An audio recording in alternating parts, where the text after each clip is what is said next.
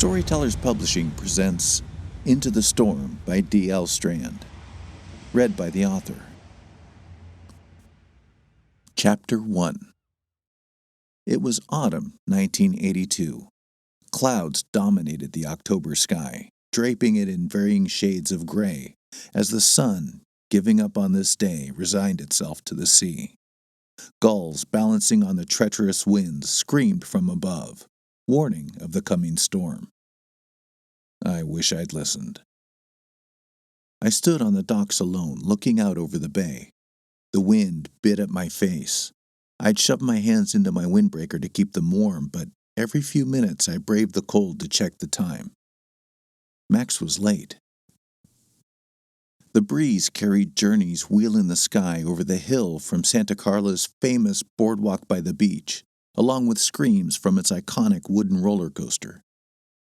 I took a deep breath through my nose. Ocean air carried a thrill, a sense of life. Today, though, there was something darker, a heaviness, something played at the back of my mind I couldn't identify. The music died out, replaced by a church bell, a single distant chime. It sounded again, then again. A distorted guitar crept in, playing a simple lick in time with the bell. To this was added a drum. Another guitar and bass joined in, clashing with the sounds of the boardwalk. A driving beat drowned it out altogether, and AC/DC's Hell's Bells blasted from a boat in the harbor. "Hey, Freeman!" a voice called out over the music. "Waiting for your boyfriend, faggot?" Snapped out of my reverie, a chill trickled down my spine. I searched through the forest of sailing masts for the voice's owner. It didn't take me long to find him, off to my left, coiling rope on the deck of his dad's sailboat. The cruel smile on his face resembled a cat who'd just spotted an injured bird. Mitch Cavanaugh. His goal in life was to make sure geeks like me knew their place and kept it. He fulfilled his duties with aggressive glee. With him around, we never forgot what a shitty place this world could be. Despite the gloom, the boat shined like it held an inner light. Where he was tall, muscular, and blond, I was not quite average height, and had been skinny all my life. His perfect hair defied the wind somehow, and his new-looking regatta-style clothes brought my attention to my own light jacket, frayed at the collar and cuffs, and my jeans almost worn through at the knees. I suppose it would have been different if those had been ironic choices, but they were all I could afford. My face warmed with anger and shame. Early in high school, Mitch appointed himself my supreme tormentor-in-chief. He'd never touched me, but all the same, he'd made it known how much my existence offended him. "Why don't you go fuck yourself, you shitty excuse for a mama's boy?" A girl's voice shouted from the direction of the shore. I turned to see Max, my best friend, and the girl voted most likely to kick your ass for looking at her sideways, striding down the dock.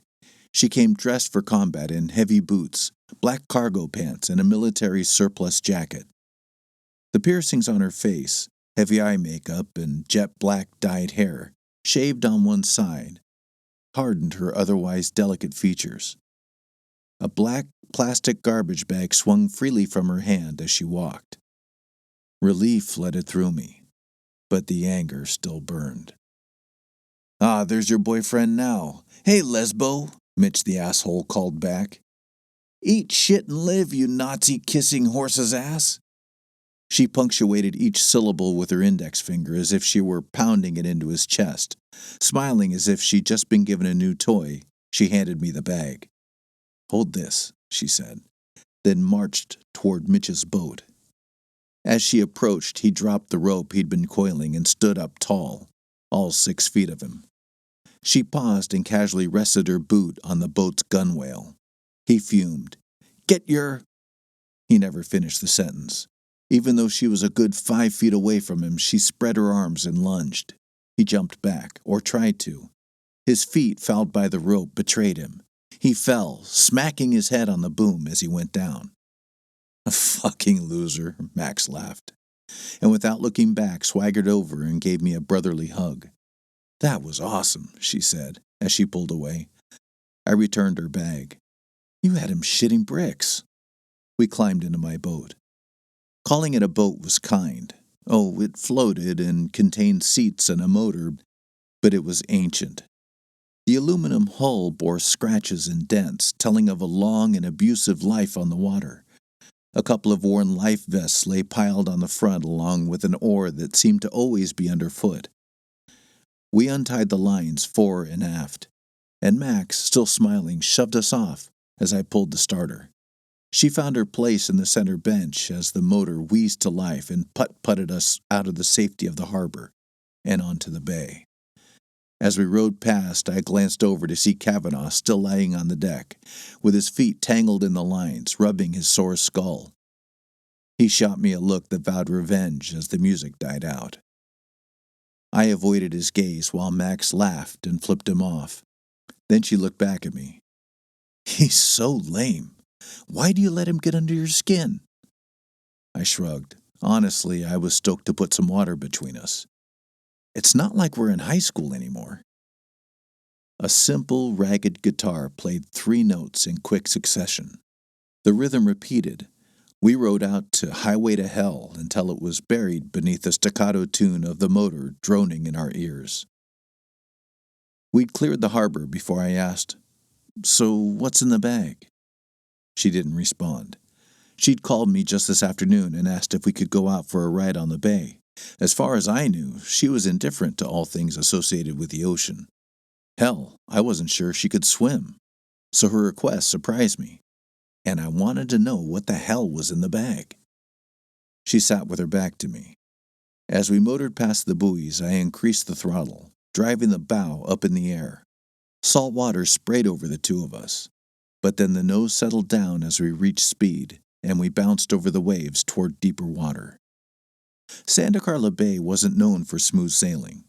More often than not, tourists headed out for a joyride or a fishing trip turned green within just a few minutes.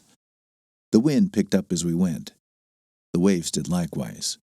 I adjusted our direction and headed straight into the gusts. It didn't make the ride any smoother, but it decreased the chance of capsizing. Max hadn't given me a destination, so I guessed it didn't matter which way we went. Despite the change in direction, the hull continued to fight the waves. The bow smacked the surface with teeth-jarring impact. It felt like we were hitting concrete. Water washed over the bow, dousing our faces and sending chills throughout my body. I backed off the speed and idled the motor. This wasn't fun. Max twisted in her seat, her raised eyebrows asking what I was up to. "Water's pretty choppy," I said. "We should probably turn around." Obscured by rolling clouds, the sun rested on the horizon. I didn't want to be caught out here in the dark, especially if a storm was on the way. Max turned around in her seat to face me, picked up the garbage bag, then gently set it down again. Without warning, tears began to run down her face. Now, I may not be as macho as some, but when people cry, it makes me just as uncomfortable as the next guy. I'd seen Max sad, happy, pissed, and ready to put a guy through a wall, but never, not in 4 years, had I ever seen her cry. She wiped her eyes with the knuckles of both hands, shrugged, then picked up the bag and handed it to me. It swung back and forth with the rhythm of the waves. I set it down and hesitated. She motioned for me to continue, so I set my cold fingers to untying the knot. It took a little doing, but finally the plastic pulled free. I opened the bag and peered inside. It was too dark to really see anything, though, so, looking to Max for her okay, I upended it, and its contents tumbled onto the floor with a wet thud. At my feet lay a small, still form, covered in black and white fur. Its head and ears were stained with blood. Flummoxed, I didn't know how to react. I simply looked at Max, and the words burbled out. "It's your cat." Just outside the bay sat the old lighthouse, perched on a desolate piece of rock, tiny in the distance. This concludes Chapter 1. Be sure to return for Chapter 2 of Into the Storm. You can find Into the Storm on Amazon or your favorite online retailer. Into the Dark, the second book of the Tales from the Lighthouse saga, can also be found on Amazon, available in ebook and paperback editions.